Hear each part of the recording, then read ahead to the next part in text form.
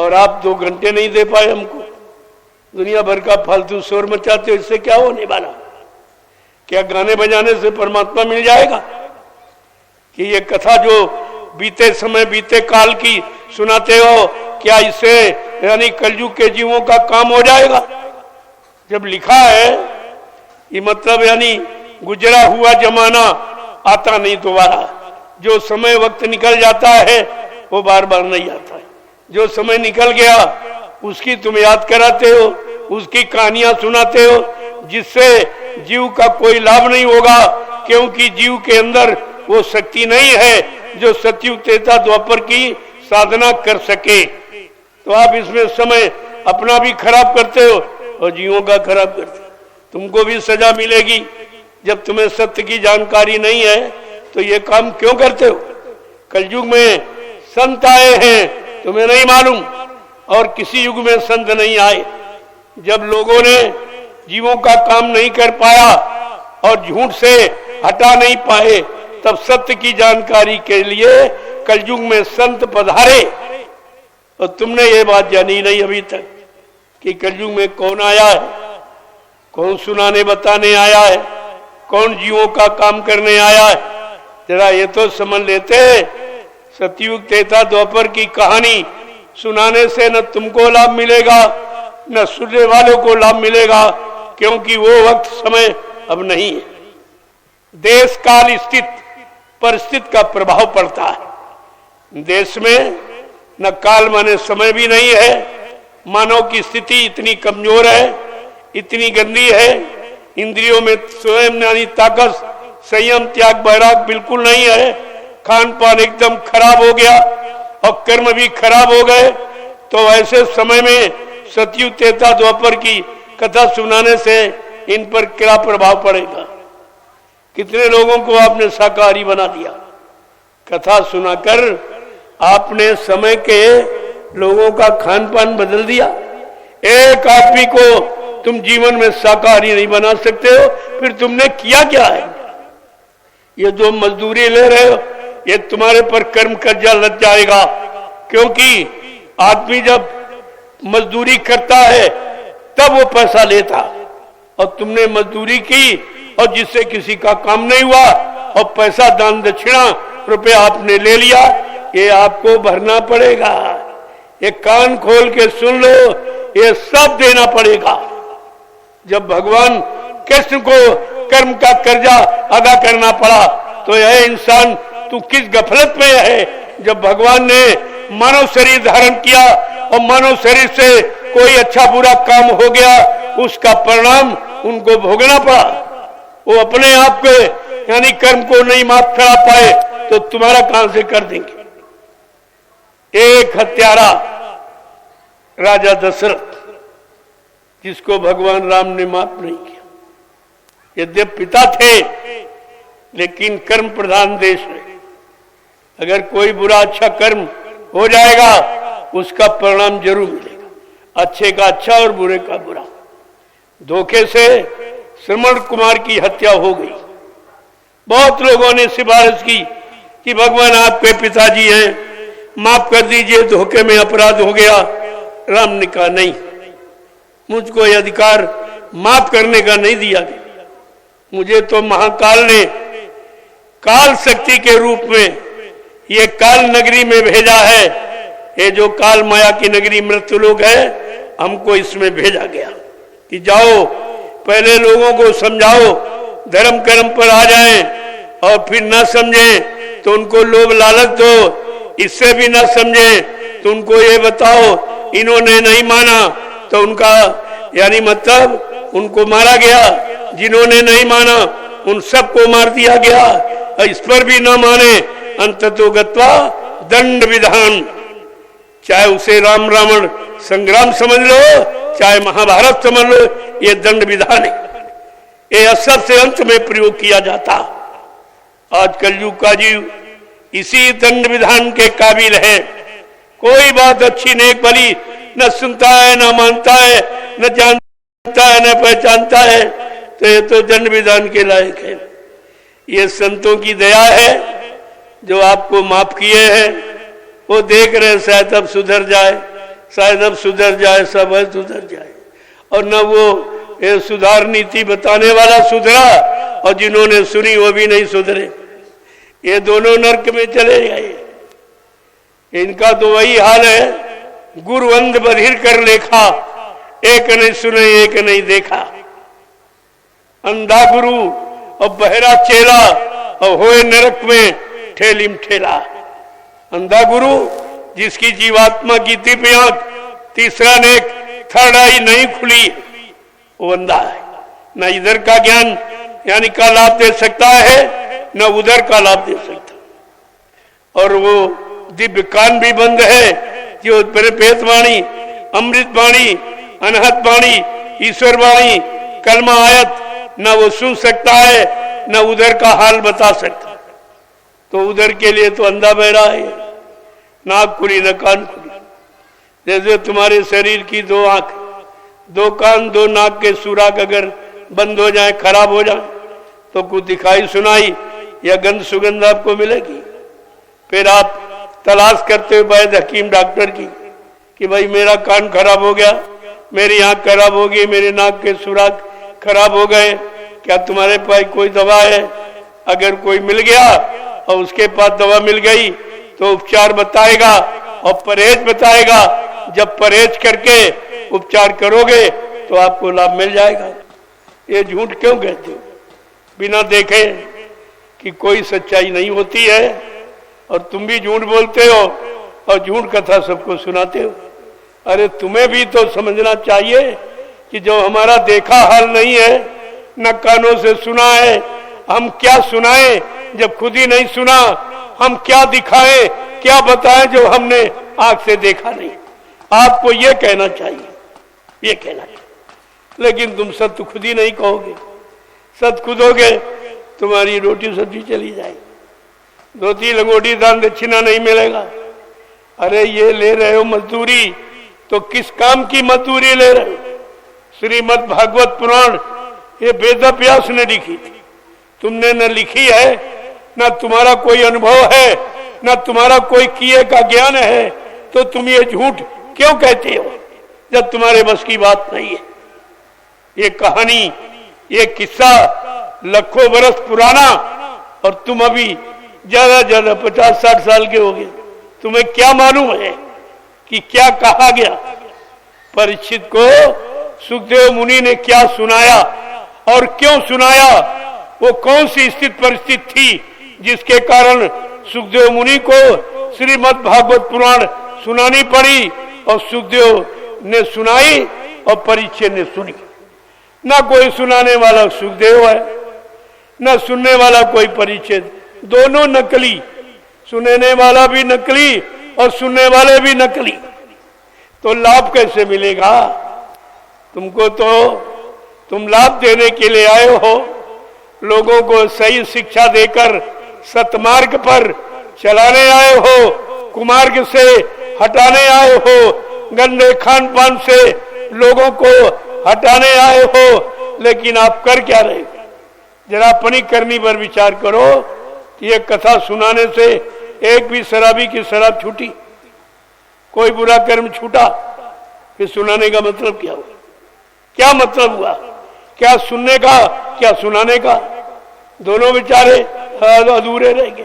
न सुनाने वाला जानता है, न सुनने वाले को जानकारी दे सकता है। दोनों अधूरे, दोनों अज्ञानी, महाज्ञानी। अपना समय क्यों खराब करें? ये कागज की नाव न तुमको पार करेगी जो सुना रहे हो, न सुनने वाला कागज की नाव पर बैठ के पार जा सकता। ये दोनों मझधार में डूब जाएंगे। ये तुम्हारी समझ में नहीं आता। ये हम कर क्या रहे? कागज की नौका लिए घूम रहे हो। कागज की नाव पर कितने को बैठाला, किसी को पार ले गए? या तुम खुद पार जाने की युक्ति तुम्हारे पास है? इस पर आपको विचार करना चाहिए। आगे कबीर साहब क्या कह रहे, काल भगवान से क्या पूछ रहे, जरा सुन लीजिए, ये कोई नहीं बताएगा। आगे क्या कह रहे हैं बड़े स्पष्ट शब्दों में कि पाखंडिन की जग में पूजा, संत को कहे लबार। पाखंडिन की जग में पूजा, संत को कहे लबार, विज्ञानी को परम ब्रह्म कहे, ज्ञानी मूढ़ गंवार। निरंजन स्वामी कैसो तेरो दरबार। कहते देखिए ये पाखंडी जिन्होंने कुछ नहीं देखा, कुछ नहीं सुना, किसी चक्र की चढ़ाई की नहीं, जो चक्र आपके शरीर में है, 9 द्वार, नीचे गुदा चक्र जिसमें गणेश जी का वास, और उसके बाद नाभि इंद्री चक्र जिसमें ब्रह्मा जी का वासा, इसके ऊपर नाभि चक्र जिसमें विष्णु भगवान का वासा, इसके ऊपर हृदय चक्र जिसमें भगवान शिव का वासा, और ये कंठ चक्र जिसमें आद्या मां शक्ति का वासा।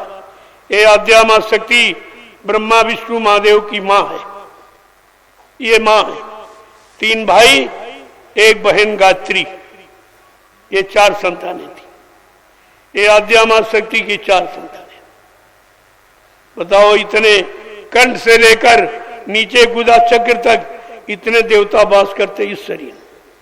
इस मनुष्य मंदिर में इतने देवता, हर द्वार पर गोस्वामी जी महाराज ने तुम्हारी अज्ञानता, तुम्हारा भूल भ्रम, तुम्हारी जड़ पूजा, तुम्हारी जड़ कथा, यहाँ का अर्थ किस तरह बता रहे हैं कि इंद्रिय द्वार झरोखा नाना, और ताहा ताहा सूर कर बैठे थाना। देखिए इंद्रिय द्वार झरोखा नाना, जिसने इंद्रियों के दरवाजे हैं 9 दरवाजे, 2 आंख के, 2 कान के, 2 नाक के सुराख और मुंह नीचे, यानी मतलब नीचे 2 गुदा चक्र, इंद्रिय चक्र, इतने दरवाजे हैं तुम्हारे शरीर में। हर दरवाजे पर एक एक देवता बैठा लगे। लेकिन देवताओं का काम भी, संत किसी बात को छिपाते नहीं, सारा भूल भ्रम का पर्दा अलग करते। उन्होंने स्पष्ट कहा है ये देवता तुम्हारे सहयोगी हैं कि तुम्हारे विरोधी। ये भी लिखा है, उत्तरकांड पढ़िए, तुम्हारी अकल बुद्धि सब खुल जाएगी। उन्होंने क्या कहा कि इंद्रिय द्वार झरोखा नाना, और ताहा ताहा सूर कर बैठे थाना। इनका काम क्या है? इंद्रिय द्वार पर बैठे देवता तुम्हारा क्या सहयोग करते, जरा सुन लीजिए। उनका काम क्या है कि आवत दे कहे विषय बयारी, और ते झट दे ते कपाट उघारी। इनका काम क्या है? कोई विषय बयार की हवा, काम को लोभ मोह अहंकार की हवा जैसे तुम्हारे अंदर उठी, तो ये देवता दरवाजा खोल देते कि जाओ लूट लो इसके चरित्र को खराब कर दो, इसकी शक्ति को नष्ट कर दो, इसके ब्रह्मचर्य को नष्ट कर दो। ये देवताओं का काम है, और तुम देवताओं की पूजा करते हो। तुम उनकी पूजा करते हो जो नित्य तुम्हारा नुकसान कर रहे, क्योंकि तुमको जानकारी नहीं।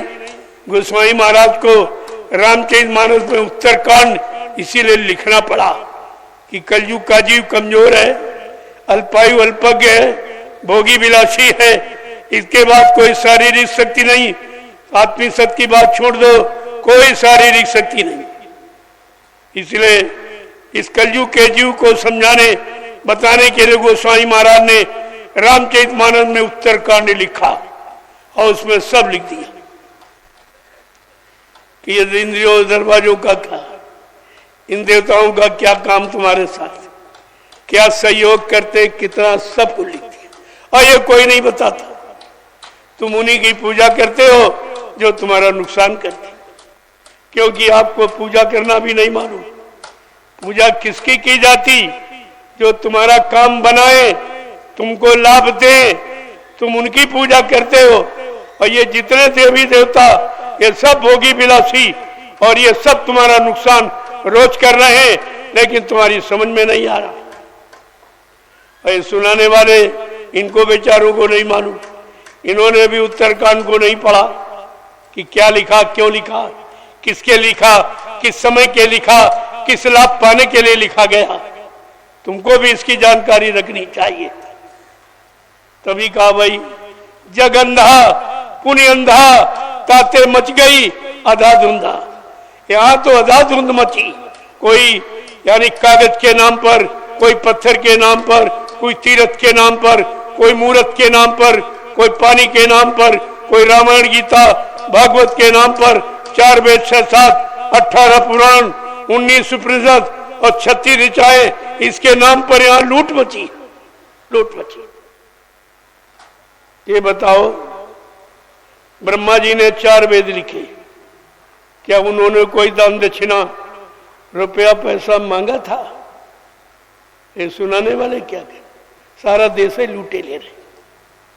जिनका अनुभव, जिनकी मेहनत, जिनका परिश्रम, जिनका त्याग, उन्होंने कुछ। श्रीमद् भागवत पुराण वेद व्यास ने 88,000 ऋषियों की मंत्रणा से ये नैमिषारण्य में ये लिखी थी। जहां बैठे हो आप, इसी नैमिषारण्य में 88,000 ऋषियों की मंत्रणा से वेद व्यास ने श्रीमद् भागवत पुराण की रचना की। मैं आपसे पूछता हूं, क्या वेद व्यास जी ने कोई रुपया पैसा, कोई दान दक्षिणा, कोई सेवा सामान आपसे मांगा था? ये सुनाने वाले क्या कहते, इनको ये भी नहीं पता है। सुनाया गया परीक्षित जी को, वो मर गए। सुनाने वाले सुखदेव मुनि, वो लंगोटीधारी, वो जंगल चले गए। ये लेन देन कहाँ हुआ? ये लेन देन कहाँ हुआ? जब कोई मरता है तो ये ढोलक हारमोनियम बजाया जाता है। तुमको शर्म नहीं आती? परीक्षित जैसा धार्मिक और त्यागी राजा हुआ ही नहीं, उसके मरण पर तुम्हें उत्सव मनाते हो, ये खुशियां मनाते हो। तुमको भी नहीं मालूम श्रीमद् भागवत पुराण किस कब पुण्य काम के लिए लिखी गई, कौन से मानव धर्म, मानव सच्चे कर्म के लिए लिखी गई, यह तुम्हें भी नहीं मालूम। जब नहीं मालूम तो सुनाते क्या? केवल लाद रहे हो कर्जा अपने ऊपर। ये लाखों जीवों का कर्जा लाद लोगे, अभी हजारों बार तुमको यहाँ कर्जा देने चुकाने के लिए घोड़ा, बैल, खच्चर, गधा बन के आना पड़ेगा। ये सब देना पड़ेगा, ये माफ नहीं होता है, ये कोई माफ कर ही नहीं सकते। हाँ, संतों को अधिकार है, अगर सतगुरु की शरण में चले जाओ और उनकी दया मिल जाए तो आपको माफी हो सकती, अन्यथा इस सृष्टि में कोई नहीं माफ कर सकता। न ब्रह्मा, न विष्णु, न शंकर, न राम, न कष्ट, न देवी देवता, इनको माफी का कोई अधिकार नहीं, और किसी को नहीं माफ कर पाए।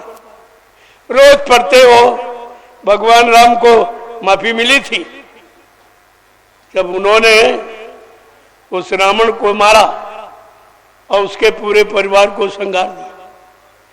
उनके दिल में एक चिंता बैठ गई, मेरा अपराधी विरोधी तो रावण था, और वैसे पूछो तो वो भी नहीं, रामचरितमानस के अनुसार वो भी दोषी नहीं, क्योंकि भगवान राम ने खुद कहा, जब पंचवटी में पहुंचे तब सीता से कहा कि सीता, मैं नरलीला करने आया हूं, लेकिन बगैर तुम्हारी सहयोग के मैं नरलीला नहीं कर सकूंगा, हमें तुम्हारा सहयोग चाहिए। सीता जी ने कहा, भगवान हमारे लायक क्या सहयोग है? तो राम ने क्या कहा, जरा रामचरितमानस के उत्तरकांड को पढ़िए, सच्चाई मिल जाएगी। क्या कहा कि सुनम है प्रिया ये तुम सुनम सुशीला, और हम कह चुकर ने चाहत नर लीला, और जब लग कर अग्नि बिच बासा, और तब तक कर निशाचर नासा। ये सीते, मैं नरलीला करने आया, बगैर तुम्हारे सहयोग के नरलीला नहीं कर सकूंगा। तुम ऐसा करो, अपना असली रूप अग्नि को समर्पित कर दो, नकली रूप बाहर में ले आओ, मैं तुम्हारे नकली रूप से नरलीला प्रारंभ कर दूंगा। वही नकली रूप रावण चुरा के ले गया। जब नकली रूप चुरा के ले गया तो ये अपराध कहां? मृत्युदंड का विधान इसमें कहां है? ये उन्होंने सब किया और बाद में उनको पश्चाताप हुआ अपनी करनी पर। मैंने तो बड़ा अपराध किया। अपराध केवल रावण का था, पूरे वंश परिवार जाति का अपमान तो नहीं था। लेकिन उन्होंने करोड़ों मारे। जब करोड़ों मार दिए जो निष्पाप थे, जो बेगुनाह निर्दोष थे, तब उनको आत्मिक चिंतन हुआ कि मैंने बड़ा अपराध किया। तो उनको क्या हुआ? अपराध का प्रायश्चित जानते हो? सरजू में डूब के मर गए, आत्महत्या की। प्रायश्चित का परिणाम आत्महत्या ही होता। जब तुम्हारे भगवान ने आत्महत्या की, आत्महत्या करने वाला नर की योनि में जाता है, आत्महत्या करने वाला प्रेत योनि में जाता है। जब तुम्हारा भगवान नरक में प्रेत योनि में चला गया, उसकी पूजा करने से तुम्हें कौन सा स्वर्ग मिल जाएगा? ये भी आपने नहीं किया। संतों ने खोल के कहा, रामकृष्ण तो जग में आए, काल धरे अवतार, और संत मता इनहू नहीं जानो, और रहे काल के गार, तासे त्यागो कृष्ण द्वार।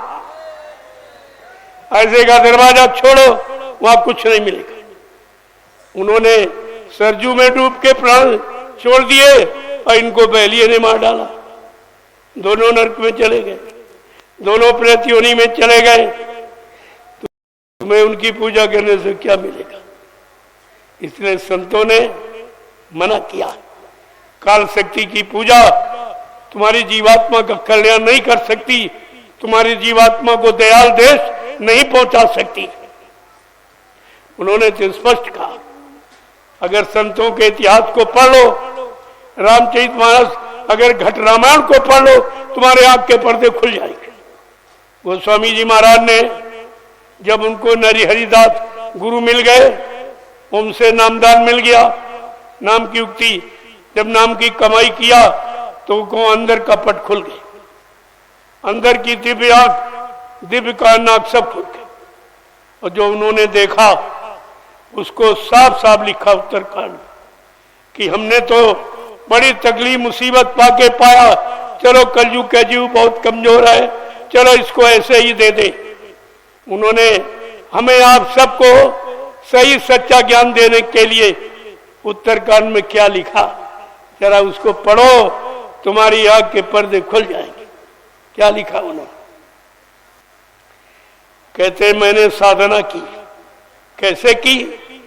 कि मुंदी तनाया न त्रसित तब भयऊ, और पुनि चीतवात कौशलपुर गयऊ।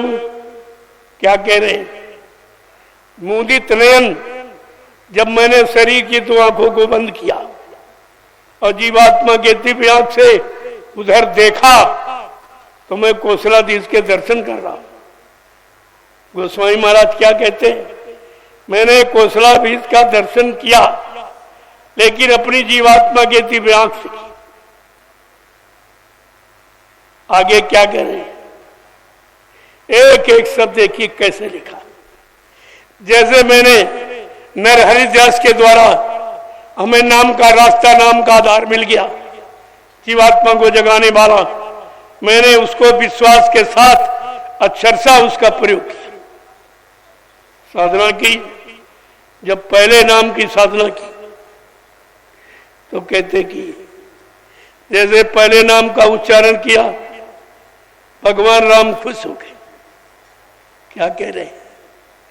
कितने साफ साफ शब्द में कहा कि मोहि बिलो कि राम मुस्काई, और बिहसत तूरा से गयो मुख माई। क्या कह रहे हैं? जैसे मैंने पहला नाम लिया, ये नाम कौन थे, क्या लिखा उत्तरकांड में? आप पढ़ते ही नहीं हो। जो असली चीज है, अपने प्रश्नों का उत्तर आप ढूंढते ही नहीं हो, आप पूछते नहीं हो, आप मानते नहीं हो। कह रहे मुदित नयन त्रसित भयऊ और पुन चितवत कौशलपुर गई। बार बार देखता हूं, इन आंखों को बंद कर लेता हूं, उस आंख को जो उसे देखता हूं, तो बार बार कौशलाधीश के दर्शन करता हूं। आपको मिले दर्शन? सीताराम चिल्लाते चिल्लाते उम्र बीत गई, सीताराम मिले तुम्हें? अरे अभी तो विचार करो कि जिसका नाम ले रहे, जिनको पुकार रहे, जिनकी पूजा कर रहे, जिन पर तमाम तरह के यानी चीजें चढ़ा रहे, वो आज तक नहीं मिले। कारण क्या है? कौन सा गुनाह, कौन सा पाप हो गया, क्यों नहीं मिले? या हम सच्चा अच्छा रास्ता नहीं जान पाए, किस रास्ते से वो मिलेंगे ये युक्ति नहीं ले पाए, या ऐसा कोई गुरु नहीं मिल पाया जो सीताराम से मिलने की युक्ति दे देता? आपको कुछ नहीं, ये सब लिखा पड़ी तुम्हारे घर में। मैं अपनी तरफ से कुछ नहीं कह। जब तुम्हारे पास पुरानी लिखा पड़ी वो समझ में नहीं आई, मैं समय की बताऊं तो बिल्कुल आपकी समझ में नहीं आएगी। अगर समय की बात बताऊं तो बिल्कुल कहते देखो लिखा ये सब कि पहला नाम का मैंने उच्चारण किया तो सुमरन किया तो भगवान राम खुश हो गए। कहा? वो कौशलाधीश, वो जो उधर, इधर कोई नहीं है, इधर सीताराम राधे श्याम नहीं है, इधर तुमने बनावट पत्थर कागज का बना रखा। ये अपमान करते हो। अगर कह दे तुम्हारा बाप पत्थर का तो तुम समझोगे गाली देना, और तुम रोज भगवान को अब शब्द बोलते हो पत्थर का, कागज का, कैलेंडर का, यही आप कहते हो और यही मानते हो। यही तुम्हारी मान्यता है, यही तुम्हारा कहना है, और यही मान्यता के कारण आज भी तुमने सीताराम का दर्शन नहीं किया और मिलेंगे भी नहीं। जैसे कर रहे हो इससे नहीं मिलेंगे। मिलना होता तो कितने साल से कर रहे हो? गिनती करो कि कितने साल हो गए सीताराम कहते कहते। सीताराम आज भी नहीं मिले। कारण क्या है? क्या अपराध हो गया, क्या गलती हो गई, क्या बुरा कर्म हो गया, क्या भूल हो गई? यानी मतलब अरे खुद तो जानकारी आप करते। जब कोई चीज नहीं मिलती है तो हम आप जानकारी उसकी करते कि जब है तो कहीं न कहीं मिलेगी, कोई न कोई तो जानकार होगा इसका। जब तक वो जानकार नहीं मिलेगा, जानकारी नहीं मिलेगी, और जानकारी लेकर जब तक आप जीवन में उतारोगे नहीं तब तक उसका लाभ नहीं मिलेगा। ये लाभ ऐसे कहने और बकने सुनाने से नहीं मिलता, करनी से मिलता। और कौन सी करनी? करनी करो, मार मन डालो, इंद्री भोग विसारो, इतना काम करो तुम अपनी, फिर आगे की सतगुर जानी। इतना काम आपको करना पड़ेगा, तब सतगुर मदद करेगा। जो तुमने शरीर को गंदा किया, इंद्रियों को गंदा किया, मन बुद्धि चित्त को गंदा किया, तो सत्संग सुनकर, सेवा करके और सुमरन ध्यान भजन करके पहले इसकी सफाई करो। जब ये साफ हो जाएगा तो तुम्हें सदगुरु मिलेंगे, सच्चा गुरु, सतखंड सत्यलोक पहुंचाने वाला गुरु, वो मिल जाएंगे, वो तुम्हें घर पहुंचा दो। लेकिन इतना काम आपको करना पड़ेगा। वो तो यहाँ कोई करता नहीं, कुछ नहीं, कोई नहीं करता। वो समझते कागज के पढ़ने से ही भगवान मिल जाएगा, कागज बांचने से भगवान मिल जाए। अगर कागज बांचने से भगवान मिल जाता तो इन सबको मिल गया होता। कागज पढ़ने से भगवान नहीं मिलता।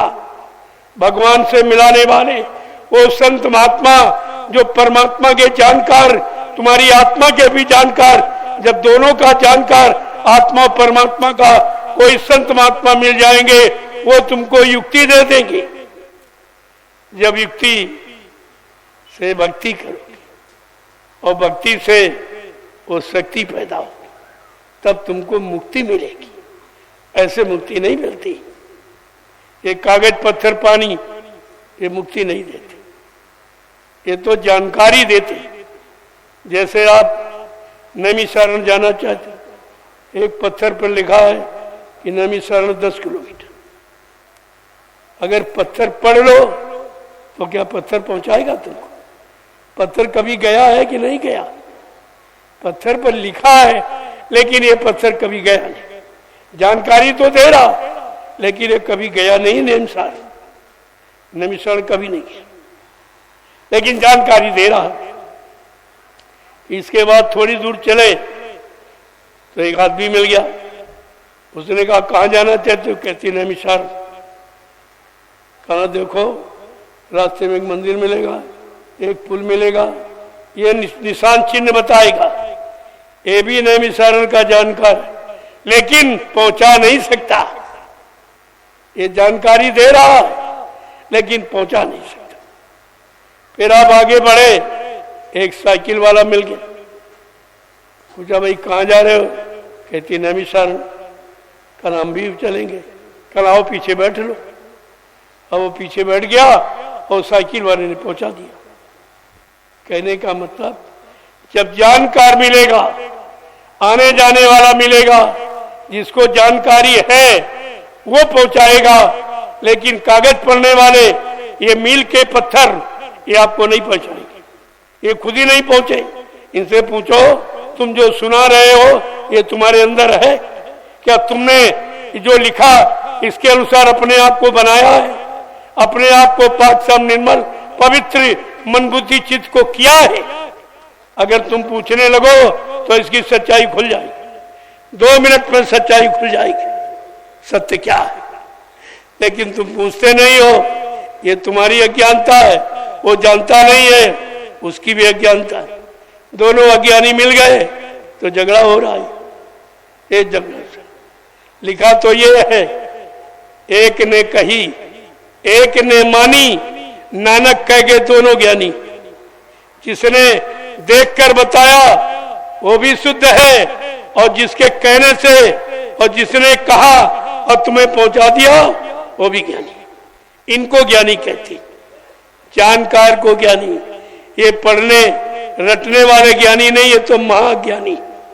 महाज्ञानी जिनके न आंख का देखा कुछ है, न कानों का सुना, तो महाज्ञानी। न आंख से देखा, न कान से सुना है, न आंख से देखा, उनकी बात मानते हो, उनकी बात सुनते हो।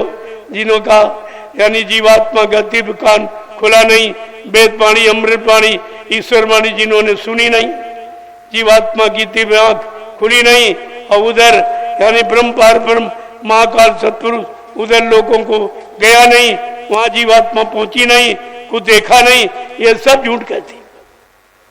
बिना देखे बिना सुने का जो भी कहा जाए सब झूठा, सब झूठा। अगर आंख से देखा नहीं और कान से सुना नहीं, तुम्हारे लिए सब झूठा, ये सब झूठ।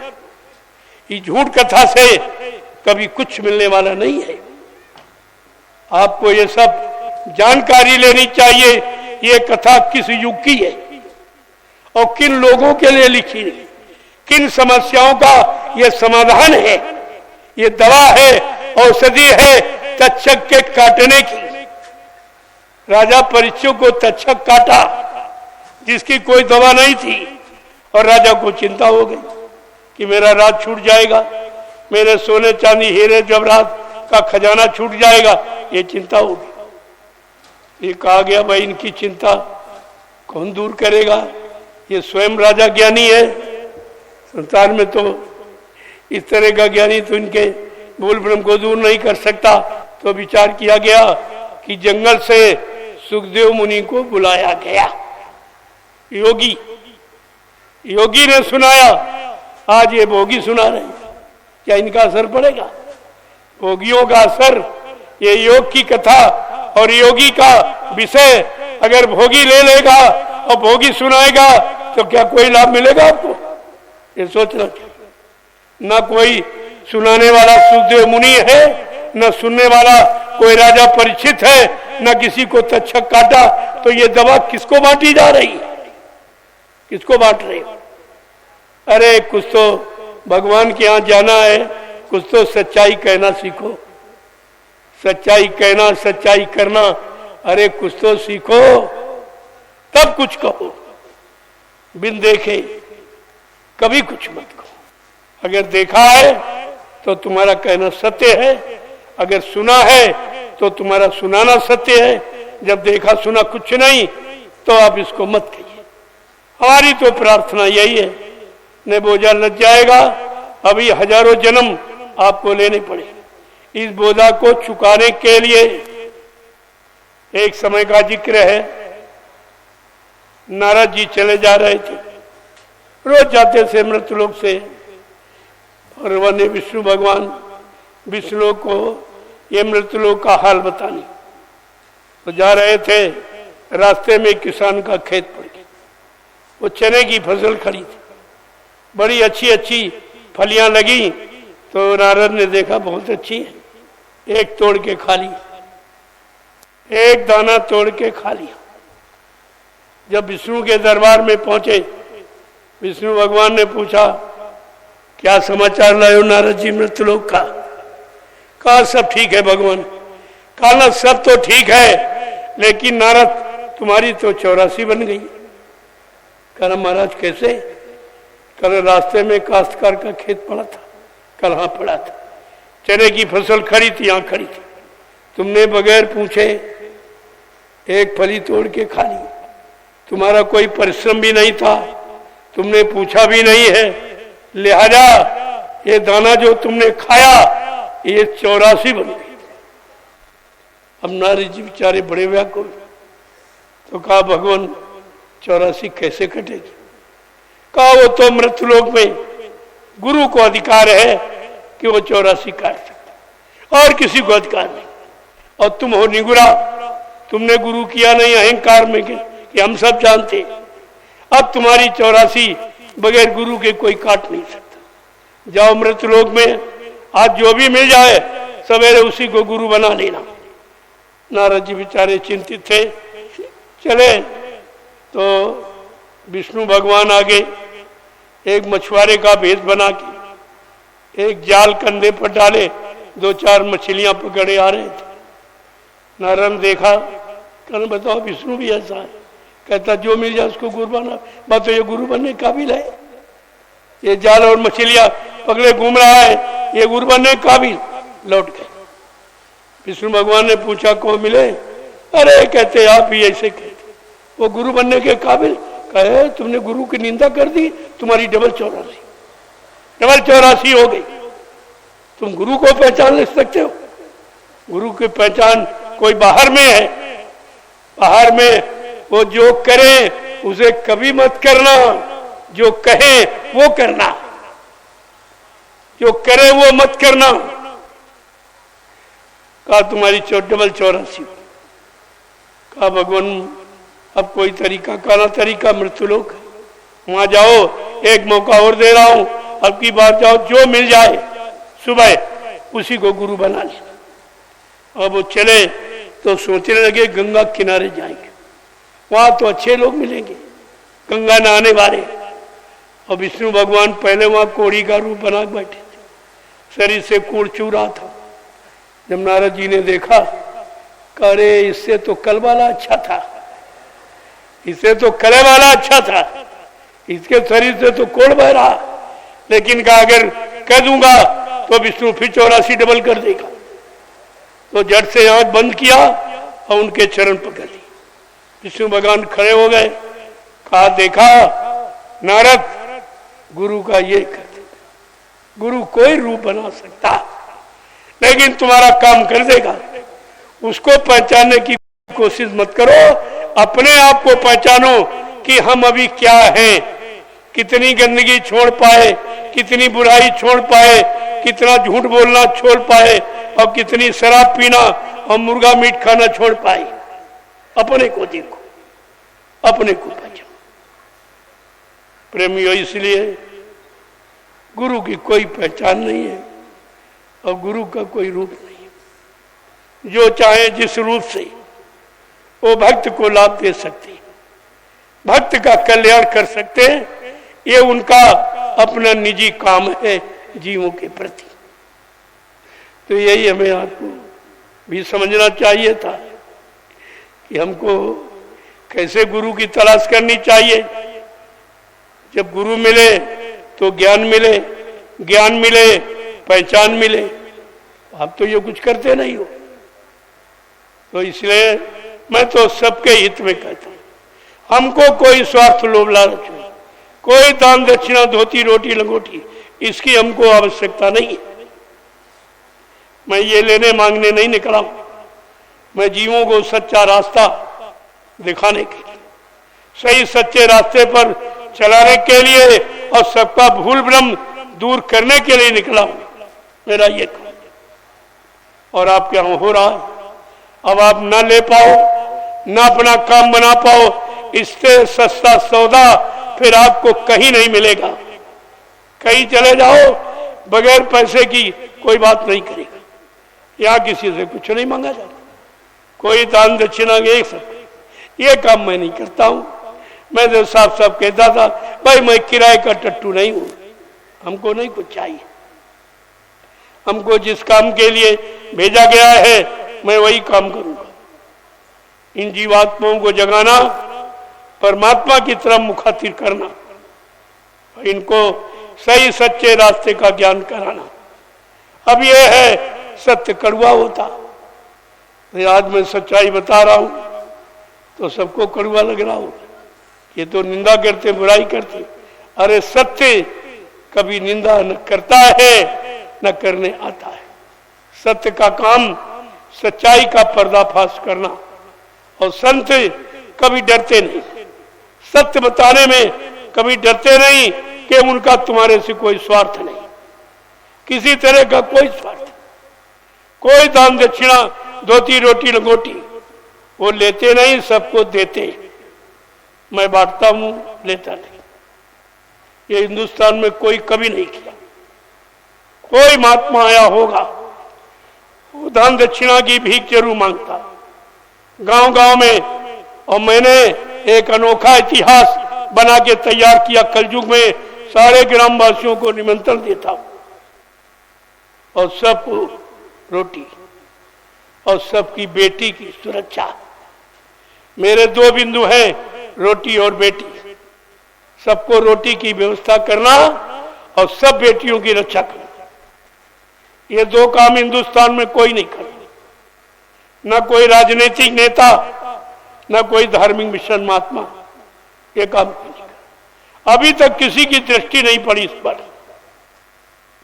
जो मैंने काम किया और आज भी कर रहा हूं, और जहां जहां कार्यक्रम करने जाता हूं आखिरी दिन आस पास के गांव में निमंत्रण दिलवाता हूं और वहां की कन्याओं को कन्या पूजन करा के उनको बरकत देता हूं और महाप्रसाद देता। ये हिंदुस्तान में कोई नहीं कर रहा, कोई नहीं कर रहा। पहले लोग धर्मशाला बनवाते थे, मंदिर बनवाते थे, लोग उनको दान देते थे, दान देते थे, जमीन का दान, रुपए का दान, सोना चांदी का दान देते। लेकिन मैं दान देता हूं, जमीन पैसे देकर मोल खरीदता हूं, मुफ्त में नहीं, मुफ्त फ्री में नहीं किसी की। ये काम नहीं करता। पहले मेरा काम देखिए आप, तब तुम्हारी समझ में आ जाएगा ये युग परिवर्तन की निशानी है। ये सतयुग लाने की भूमिका है कि सतयुग आने पर सबको दिया जाएगा, किसी से लिया नहीं जाएगा। तभी आप उसको सतयुग को, नहीं तो कलयुग है। लेने वाला कलयुग, देने वाला सतयुग। इतनी मोटी बात समझ लो तो आपकी समझ में सब आ जाएगा। ये काम हिंदुस्तान में कोई नहीं करता और मैं सबको देता हूं। पुलिस कर्मचारी अधिकारी, कोई डीएम कोई डीएम कोई भी, मैंने सबको दान दिया है, लिया नहीं, सबको दिया। कि तुम्हारा तनख्वाह मिलती है लेकिन तनख्वाह से बरकत नहीं होती, इसलिए ये आप बरकत ले लीजिए और इसको संभाल के रखिए। तुम्हारे घर में कभी पैसे की कमी नहीं। ये कौन देता बताइए आप? कोई हिंदुस्तान में है जो इस तरह का काम करता हो? और फिर भी तुम्हारी समझ में नहीं आ रहा। मैंने पूरे हिंदुस्तान में रामशाला गांव का नाम कर दिया और यहाँ के लोग कुछ नहीं जानते। चिराग के नीचे अंधेरा, इन्हें कुछ पता ही नहीं क्या हो रहा। दुनिया कहाँ कहाँ के लोग तुम्हारे यहाँ आए हैं, ये लाभ लेके चले जाएंगे, बरक्कत लेके चले जाएंगे, महाप्रसाद लेके चले जाएंगे और तुम अधूरे रह जाओ, तुम ऐसे रह जाओगे। ये तो 1000-2000 रुपए किराया खर्च करके आए, अगर कोई मिलता नहीं तो क्यों आए? इतना भी नहीं बुद्धि से सोच पाए, क्योंकि शराब पीकर तुमने बुद्धि को पागल कर रखा। तुम्हारी बुद्धि अच्छा नेक भला काम सोच ही नहीं सकती, ये तुम्हारे बस की बात नहीं। लेकिन मौका आपको दिया जा रहा, समय आने पर माफी नहीं मिलेगी। आप ये नहीं कर सकते हो अच्छी सच्ची बात बताने वाला कोई आया नहीं, हमारे गांव कोई आया नहीं, मैं तो तुम्हारे आश्रम बनवा दिया। इससे अच्छा और क्या? शाम सुबह तुम तो अपने जीवन को सुधार सकते हो, बना सकते हो। ऐसा अवसर हिंदुस्तान में किसी को नहीं मिला जो तुम्हें मिला। लेकिन तुम्हारा भाग्य फूट गया, तुम्हारी किस्मत ही फूटी, तो हम क्या करें? उसके लिए हम क्या करें? वो तो आपको समझना पड़ेगा। मैं लेने नहीं आया हूं, मैं दया का भंडार लेके आया। इसीलिए मैंने आवाज ऐसी लगाई है जो हिंदुस्तान में किसी ने नहीं लगा,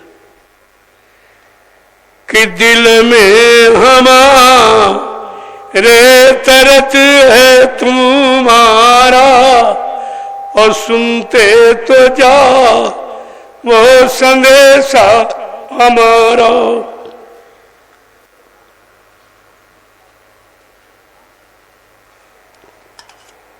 देखो कितनी बड़ी हमदर्दी है। हमारे दिल में तुम्हारा दर्द है, तुम्हारे दर्द को निकालने दूर करने आया हूं। कि दिल में हमारे दर्द है तुम्हारा, और सुनते तो जा वो संदेशा हमारा। कि हमने तुम्हारे लिए इस जल से रचाए, और गली गली में खूब परिचय बटाए। फिर भी न मानो तो क्या दोष है हमारा, और सुनते तो जाओ संदेशा हमारा। इस दिल में हमारे दर्द है तुम्हारा, और सुनते तो जाओ संदेशा हमारा। क्या कह रहे आगे? कितनी बड़ी बात कि समय इतना खराब आ रहा है, उस खराब समय में हमारी बातें तुमको याद आएंगी। अभी तो नहीं आप समझ रहे हो, क्योंकि खराब समय की जानकारी आपको नहीं, और तुम्हारे पीछे खड़ा है, तुम मुड़ के देख नहीं पा रहे हो। वो खराब समय तुम्हारे सिर पे मंडरा रहा। कि जो जो कहूंगा दोहराना पड़ेगा, इस झंडे के नीचे सबको आना पड़ेगा। जो कुछ कहूंगा दोहराना पड़ेगा, इस झंडे के नीचे सबको आना पड़ेगा। होके लाचार नाम लोगे हमारा, और सुनते तो जाओ इस संदेशा हमारा। इस दिल में हमारे इस दर्द है तुम्हारा, और सुनते तो जाओ संदेशा हमारा। ये कितनी बड़ी बात है, और सब आपके साथ ये किया जा रहा, और बदले में आपसे कुछ नहीं लिया जा रहा, आपसे किया, आपके लिए किया जा रहा, आपको लाभ देने के लिए कहा जा रहा, लाभ देने की भूमिका व्यवस्था बनाई जा रही, और बदले में आपसे कुछ मांगा नहीं जा रहा। ये ऐसा काम है प्रेमियों, ये समय की चीज है, ये समय की आवाज है जो तुमको उस समय पर सुननी पड़ेगी, क्योंकि तुम्हारे हित में, तुम्हारे भले का संदेश देने वाला कोई नहीं। अपना अपना भला लेने वाले तो संदेश सुनाने वाले तुमसे भला लेते हैं, लेकिन तुमको कुछ देते नहीं। तुम्हें यह खुद सोचना चाहिए कि हम खर्च भी कर रहे हैं, कुछ नहीं मिल रहा, सामान भी दे रहे हैं, कुछ नहीं मिल रहा, अच्छा मतलब व्यवहार कर रहे हैं, कुछ नहीं मिल रहा। आखिरकार कारण क्या है? कभी कारण का पता लगाया तुमने? यही तुम्हारा भूल भ्रम है, यही तुम्हारी अज्ञानता है कि अच्छी सच्ची बात को तुम समझ नहीं पाते। एक तो जानते नहीं हो, कोई सही सच्ची अच्छी बात बताए तो आप मानते नहीं, तो ये तो विनाश की जड़ है। हिरण्यकशिप नहीं माना तो मारा गया, रावण सही अच्छी नेक भली बात नहीं मानी तो मारा गया, और कंस ने ये धर्म कर्म की बात नहीं मानी तो मारा गया। ये तो इतिहास आपके पास है कि कौन मारे गए और कौन बचे, किस कारण मारे गए और किस कारण लोग बच गए। ये इतना तो परिणाम आपको समझना ही चाहिए था। जय गुरुदेव, जय गुरुदेव, जय गुरुदेव। नाम किसका? प्रभु का।